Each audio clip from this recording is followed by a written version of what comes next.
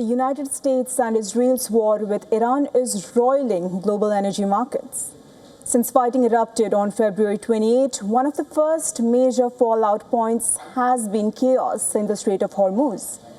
Now, an active war zone, the vital waterway is effectively shut down amid the clashes. Tanker traffic has plummeted, squeezing worldwide energy supplies. And in South Asia, nations are facing soaring fuel costs that are adding extra strain on their fragile economies.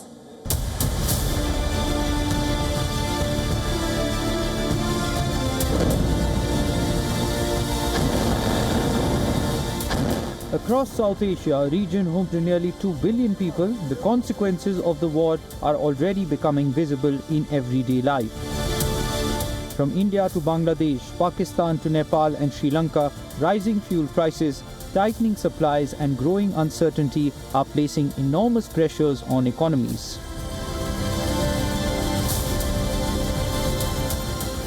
Approximately half of India's crude imports typically pass through the Strait of Hormuz, making the disruption of shipping routes a matter of immediate concern. As of the 24th of March, only 2 LPG cargoes have managed to reach India, a fraction of normal demand. Prior to this, however, the government has assured the public that India's strategic reserves remain adequate for the short term. Bharat में बड़ी मात्रा में कच्चा तेल, gas और fertiliser जैसी अनेक जरूरी चीजें हॉर्मुज स्ट्रेट के रास्ते से आती हैं। युद्ध के बाद से ही हॉर्मुज स्ट्रेट में जहाजों का आना जाना बहुत चुनौतीपूर्ण हो गया है। बावजूद इसके हमारी सरकार का ये प्रयास रहा है कि पेट्रोल, डीजल और गैस की सप्लाई बहुत ज्यादा प्रभावित न हो। देश के सामान्य परिवारों को परेशानी भी कम से कम हो, इस पर हमारा फोकस रहा है। Authorities have begun taking steps to stretch domestic supplies. Refineries have been instructed to maximize LPG production for household consumption. Meanwhile, essential sectors such as hospitals and educational institutions have been given priority.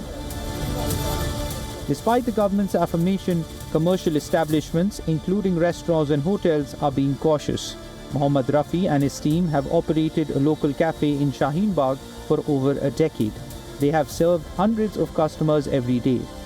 Before, Rafi used 4 gas cylinders to run various stores, but now he's down to just 1. We are worried about what to do.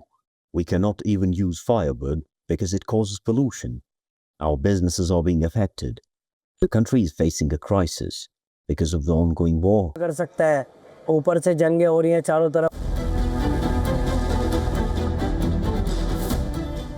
In Bangladesh, long lines of vehicles have become a familiar sight outside fuel stations in the capital, Dhaka. In some areas, queues have stretched for kilometers, with motorists waiting for hours to fill their tanks. I'm an Uber driver. Every morning I go out with this motorcycle to work and return home in the evening. Fuel for my motorcycle is very essential for me. After standing in line for 2 hours, I'm getting only 2 liters of fuel. We are actually victims of this situation. If the government arranges any alternative solution, it would be better for us. The shortages have forced the Bangladeshi government to take drastic measures. Authorities have deployed police and army personnel at several stations in an effort to maintain order and prevent panic buying. 4 fertilizer plants have been temporarily shut down so that limited fuel supplies can be redirected towards electricity generation. But even then, several cities are experiencing daily power cuts lasting up to 6 hours. The Bangladesh Energy Regulatory Commission has also raised jet fuel prices by nearly 80%, marking the second increase this month alone. For a country that imports nearly 95% of its fuel, much of it from West Asia, the war has exposed just how vulnerable its energy security truly is.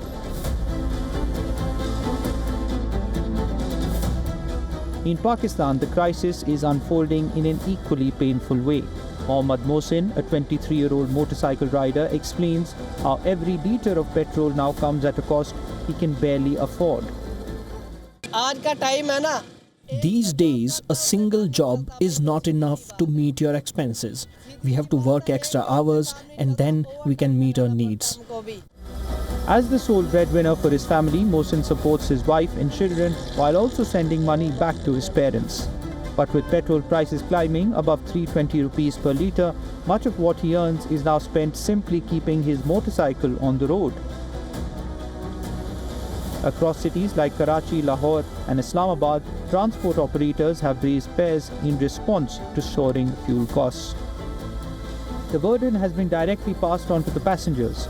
For millions of families already struggling with inflation, the rising cost of transport and basic goods is tightening household budgets even further.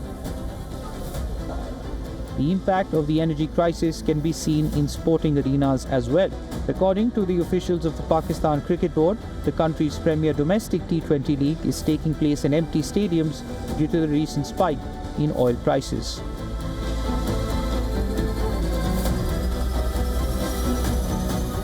In Nepal, the crisis has taken the form of shortages of cooking gas.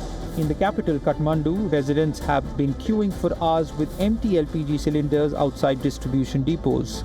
The state-owned Nepal Oil Company has instructed the bottling plants to sell half-filled cylinders in order to conserve dwindling stocks.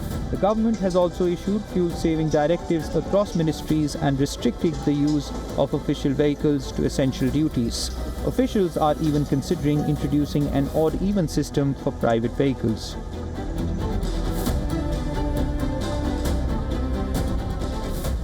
Sri Lanka, still recovering from its devastating economic collapse in 2022, is once again bracing for turbulence.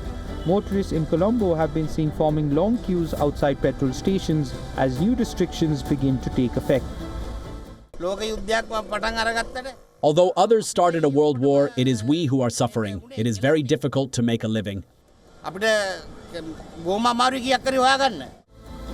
Authorities say the country currently has fuel reserves sufficient for just over a month under existing consumption levels. In response, the government has raised fuel prices by roughly 25% and reintroduced rationing measures. Weekly quotas have been imposed on private vehicles, buses and trucks, with the QR code-based fuel distribution system revived to prevent hoarding and panic buying.